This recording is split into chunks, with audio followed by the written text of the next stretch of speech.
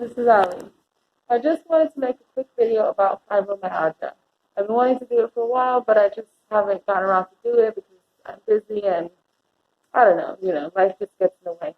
But here we are. So this is just basic information. I want to actually continue to do this later on and also sort of have some sort of open dialogue with people who do come and see this video about their experiences and just different things. So I can only really speak for myself as far as my own experience goes. But first, I want to read a quick,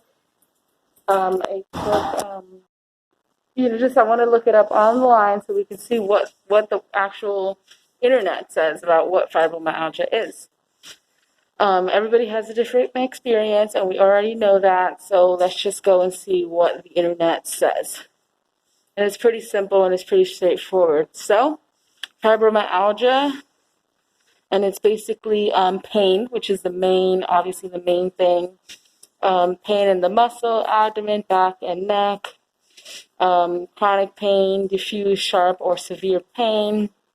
Moods, anxiety, mood swings, or nervousness. Muscular tenderness, delay onset muscular soreness, or muscle spasms. Now, I've been experiencing basically all of these. Cognitive forgetfulness, lack of concentration, and people also have issues with balance and sensitivity to light, which is obviously why I'm wearing my glasses, because I do have as they call it, photophobia, but I really don't like that word because it makes it sound like you're afraid of light, and it's really photosensitivity and, of course, loud noises and all that kind of thing. Sleep, obviously, difficulty falling asleep and difficulty remaining asleep. There's also depression, flare, headaches, irritability is a big one. Joint stiffness. One that isn't here is brain fog. Now, as you know, if you're in a lot of pain, obviously it's going to become more difficult to actually concentrate. And that's a big issue that I have too sometimes.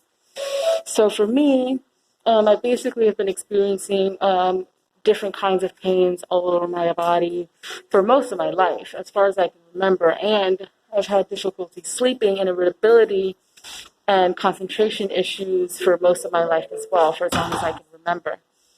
So everybody has a different experience. I can't really speak for other people. I can only speak for my own. But if you have some kind of symptoms or anything that you want to talk about, I would really like to hear from other people's different experiences with what they have going on, what kind of pains or what kind of feelings and sensations.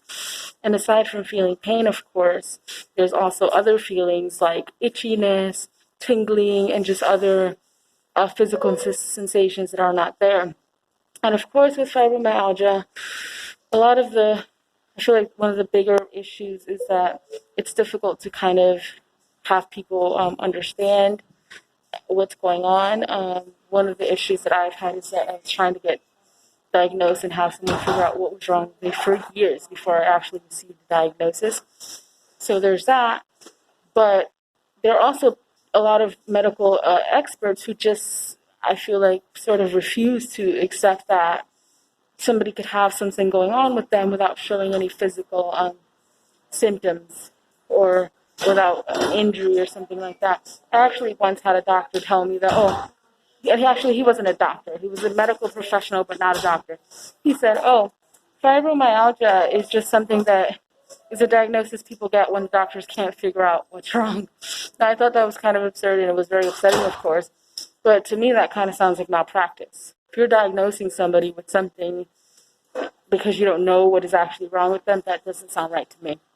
But anyway, today is Fibromyalgia Awareness Day, and I just hope that everybody out there is staying positive. And aside from the fibromyalgia issues, I know that it might be even more difficult to deal with this other global issue that we're having, which I will not name.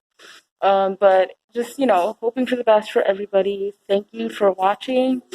And I hope that this has helped people to better understand what fibromyalgia is. And to, hopefully with that information, the approach towards people who have fibromyalgia can be a more positive one and a more informed one. Anyway, again, this is Ali, and this is just basically, 101 fibromyalgia. I will try to make more videos in the future and make videos about more information. I do look forward to hearing from y'all, and I also may go into other subtopics as well later on.